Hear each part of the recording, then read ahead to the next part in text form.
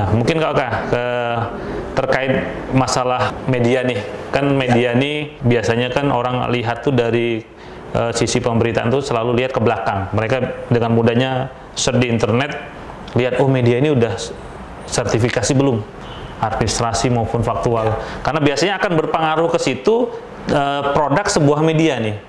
Biasanya kalau media-media yang sudah terverifikasi, mereka akan sangat ketat ya untuk menerbitkan berita-berita yang, mohon maaf, berita-berita yang kita bilang berita-berita sampah lah, yang harusnya tidak layak naik, dinaikkan karena ada unsur kepentingan dan lain-lain. Nah, gimana KOK menilai itu? Seberapa pentingnya sih verifikasi dari Dewan Pers terkait administrasi maupun faktual? Jadi gini, yang namanya sertifikasi ini kita gulirkan pertama kali 2010. Ya. Sertifikasi wartawan dan perusahaan pers. Ya, disepakati beberapa media. Verifikasi wartawan dari Muda, Madya, dan Utama. Nah, perusahaan pers juga ada administrasi dan faktual. Kadang-kadang yang sudah faktual pun masih sering mengeluarkan berita keliru. Ya kan? Kita akui lah bahwa kita tidak selamanya sempurna. Sempurna, benar. Ya, kita salah. Karena itu juga tadi kita mungkin wartawan kita ingat, masyarakat yang tidak puas dengan pemberitaan, gunakan hak jawab. Di mana-mana kita gelorakan, ayo gunakan hak jawab. Jangan mengadu, jangan, ya memang hak Anda untuk mengadu ke polisi, ya kan? Tapi kita kan punya saluran.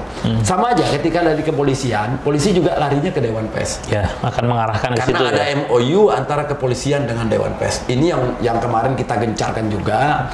Kadang-kadang teman-teman di kepolisian tidak mentaati MOU itu. MOU itu antara Ketua Dewan Pers dengan Kapolri, Pak. Dan sudah diperbarui kemarin di Ambon, ya kan?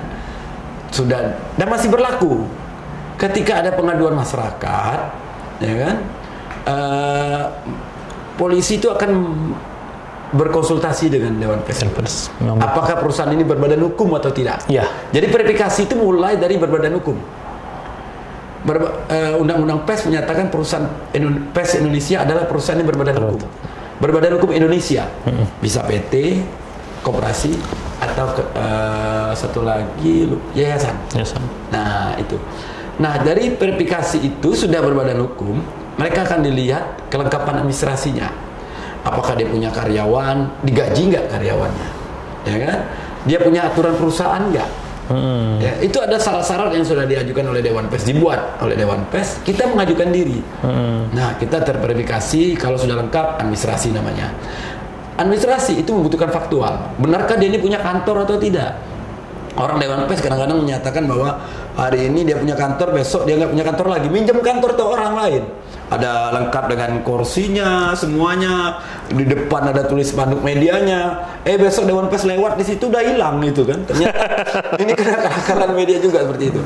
Yang paling lengkap ya punya kantor, punya karyawan, ada gajinya, karyawannya dilengkapi dengan BPJS, dengan itu kan. Perlindungan hukumnya juga ada. Ada perlindungan hukum, ada advokatnya di situ, ada pengacaranya di situ. Itu lengkap, itu syarat-syarat. Dan ini menjadi penting untuk sebuah media. Dianggap media itu bergerak menuju profesional. Artinya dia mampu menggaji karyawan-karyawannya. Sama wartawan juga seperti itu kan, dianggap profesional kalau dia ikut uji kompetensi wartawan. Memang ada wartawan itu, dia nggak bisa dikatakan wartawan kalau dia belum uji kompetensi wartawan. Tetap dia punya wartawan. Wartawan itu kan adalah orang yang mencari, mengumpulkan, kemudian mengelola bahan berita itu menjadi sebuah pemberitaan, baik berita radio, TV atau apa, ya kan? Nah, mereka ini kan ada kelas-kelasnya juga.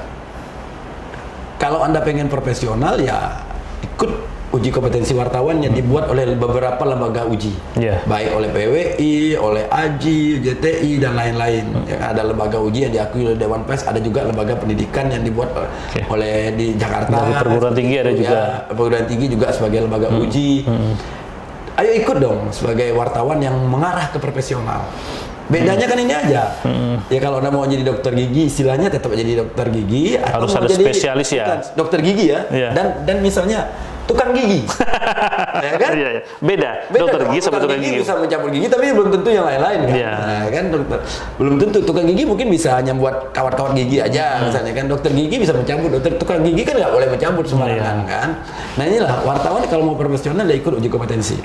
Kelasnya ada Muda, Untuk wartawan, media untuk redaktur, utama untuk pemimpin redaksi. Oke. Kan? Di situ kita diajari bagaimana cara mengusulkan berita. Kemudian wawancarai narasumber. Ada yang namanya tadi kita bahas jejaring. Jejaring menjadi penting.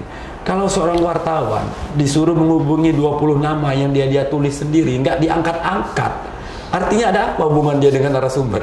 Ya kan, narasumber takut mungkin dengan dia. Wah, ini bahaya nih, diangkat wartawan ini kan mungkin atau apa.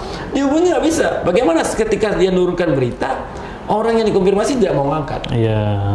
Padahal syarat utama berita ya yang tadi konfirmasi. Berimbang itu apa? Berimbang itu harus ada konfirmasi. Kita dulu masih ingat wartawan saya di lapangan waktu saya masih di Palembang Pos. Laporan paga-paga itu laporan awal di polisian kan. Pengusaha A dilaporkan menipu. Nggak ada konfirmasi ke pengusaha A-nya. Yang dikonfirmasi ke polseknya. Benar ada laporan. Besok pengusahanya waduh kayak nggak pernah dikonfirmasi. Pak, kita sudah konfirmasi ke polisi. Loh, apa hubungannya? Kepolisian cuma membenarkan ada laporan. Yang pihak yang dilaporkan itu yang harus diadukan duluan. Makanya perlu ada standar sertifikasi wartawan. Itu ya, situlah gunanya biar wartawan tahu bahwa dia kurang beritanya. Kadang-kadang gini, saya masih lihat judul-judul berita kita masih mengerikan. Ya, teman saya Agus Sudibyo di Jakarta itu yang orang pusat juga, Dewan Pers juga dulu mantan Dewan. Itu dia punya data-data. Karena dia tampilkan waktu kita ngasih pendidikan teman-teman itu judul-judul berita ini mengerikan. Kita aja masih aja kita di daerah.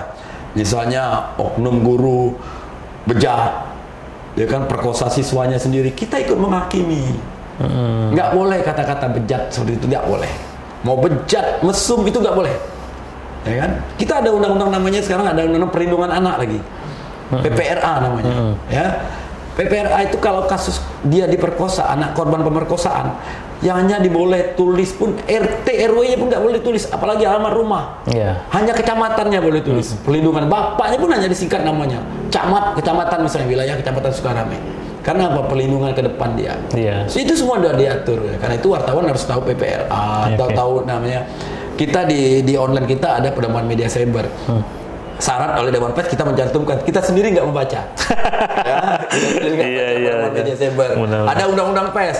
Kemarin saya uji wartawan, uji kompetensi, saya suruh, karena ada materi sekarang undang-undang pers dan kode etik.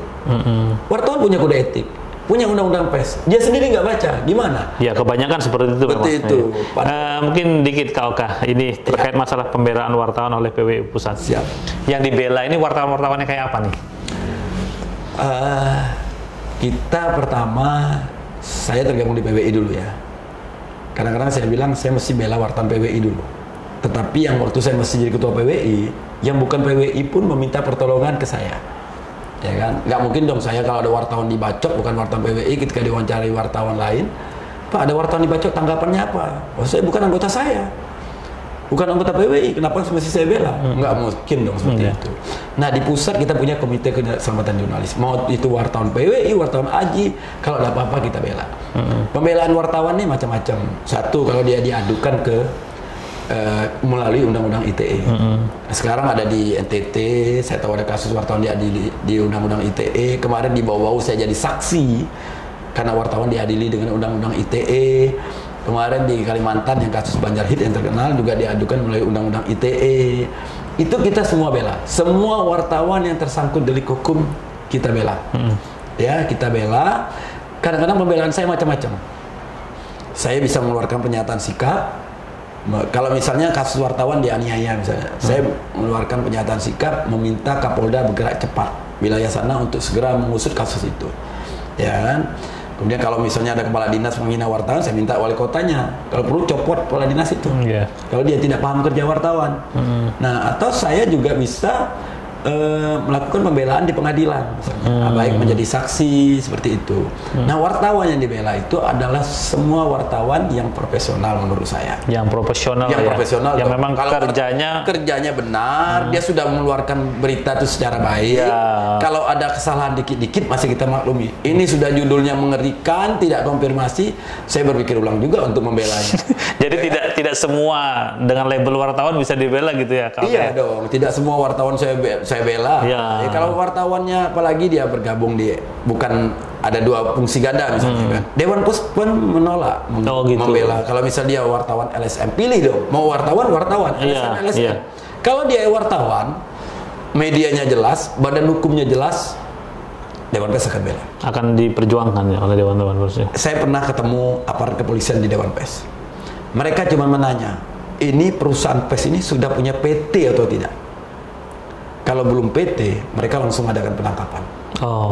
Ya, di mana kita bisa bela kalau belum PT? Dewan Pers pun tidak akan bela. Jadi kamu kalau teman-teman punya media, tolong dibuat PT-nya dulu. Ada PT bahwa secara hukum dia bisa dilindungi. Dan PT-nya dalam ketentuan pasal PT-nya itu bergerak di bidang pers. Bergerak.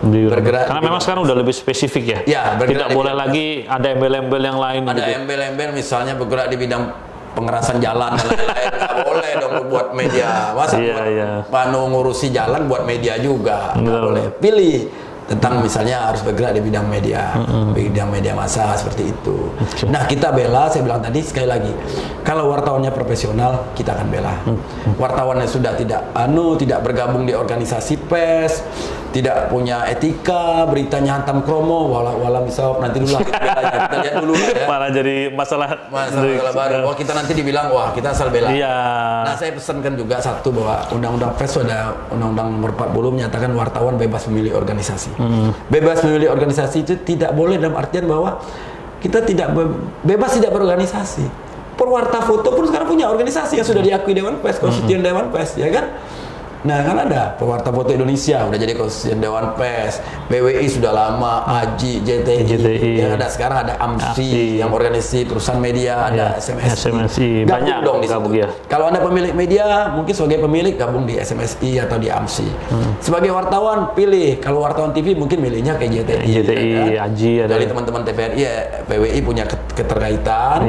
Sebagai pendiri dulu PWI, mereka gabung di PWI. Tinggal milih. Dan itu wartawan bebas memilih organisasi. Artinya harus berorganisasi. Kenapa? Sebagai perlindungan hukum dia juga. Organisasi ikut membela juga. Ya kan? Satu sakit semua merasa sakit. Itu kalau sudah di organisasi. Ya teman kita dilukai, kita semua bela semua bersama-sama. Itu penting. Tapi yang pasti yang dibela yang dalam koridor jurnalistik. Wartawan yang profesional, beritanya bagus, ya kan? Kesalahan dikit misalnya pun, walaupun misalnya diadukan karena ketidakpuasan, tidak konfirmasi, misalnya kurang konfirmasi, kita enak juga belanya. Tapi kalau berita tanpa konfirmasi, kemudian judulnya menghakimi, opini, membuat seperti itu, kita belanya bagaimana juga.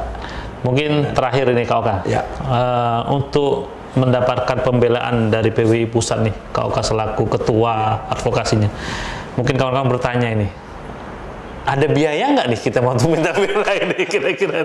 Itu kan, karena kan kita ini kan biasanya kan nimbrungnya di situ larinya tuh. Saya berapa kali, bukan hanya saya, dari Medan, dari Papua, dari mana aja sudah menghubungi saya. Bang, berita saya diadukan orang. Gimana, apa yang saya kirim beritanya, konsultasi itu sering. Bisa nggak kamu buat hak jawab mereka? Kadang-kadang bisa diselesaikan melalui itu. Sebatas konsultasi itu ya? Iya, konsultasi itu tidak ada biaya. Tidak ada biaya. Saya kemarin menjadi saksi di Bau-Bau. Ada wartawan disidangkan di Bau-Bau, saya minta jadi saksi oleh keluarganya. Saya nggak dapat honor. Mereka hanya menyiapkan ongkos pesawat, hotel dan makan. Saya nggak punya honor sama sekali, nggak dapat honor sama sekali. Nah, kalaupun kita berangkat kayak kemarin saya ke Papua karena dibentuk tim oleh Dewan Pers. Dewan Pers yang menyediakan biaya kita, termasuk honor. Tapi kalau membela wartawan tanpa biaya, lillahi ta'ala ya? Lillahi ta'ala tanpa biaya. Karena kita satu organisasi, satu profesi. Ya, darah daging kita ada di sini kan. Ada di situ. Kalaupun dia bukan PWI atau apa, saya siap bela kok. Ini aja banyak yang belum tergabung di organisasi, apa konsultasi masih. Konsultasi kan tidak berbahaya. Oke, pemirsa cukup pedas. Mungkin kita banyak dapat ilmu dari Kak Oka, dan kawan-kawan jangan khawatir, kita akan dilindungi kerja kita oleh undang-undang, dilindungi oleh undang, dan kita ada tim advokasi termasuk Kak Oka, tapi dengan satu syarat, beritanya memang harus benar-benar produk jurnalistik, harus terkonfirmasi, berimbang, baru akan dibela. Tapi kalau berita nggak jelas, ya mungkin berhak menolak juga Kak Oka ya. Ya kadang-kadang kita mau ditolak gimana teman profesi, ya tetap kita memberikan saran. Pendampingan lah ya. Pendampingan, memberikan saran. Kalaupun orang itu dalam keadaan jatuh, tidak kita tolong kan bagaimana? Iya. Tetap kita bantu lah. Tapi yang jelas wartawan yang profesional itu dia tidak akan kena apa-apa. Iya. Ya kan, perusahaannya tidak kena, lancar, aman, tentram. Iya. Secara pribadi juga aman. Iya, secara pribadi juga. Oke, jadi gitu pemirsa Joko Pedas, khususnya teman-teman jurnalis. Kalau masalah pembelaan hukum, jangan khawatir, hubungi KOK. Ya. Nggak usah bayar ujinya. Terima kasih KOK. Siap. Jangan kapok, mungkin bukan sekali kita manggil KOK. Oh, siap. Mungkin ada tema-tema yang lain yang bisa kita bahas terkait masalah advokasi, tentang kinerja wartawan, terkait di lapangan, mungkin kami akan mengundang KOK lagi. Siap, terima kasih. Terima kasih pemirsa Joko Pedas. Sampai ketemu di edisi selanjutnya. Kita akhiri. Assalamualaikum warahmatullahi wabarakatuh. Waalaikumsalam warahmatullahi wabarakatuh. Terima kasih.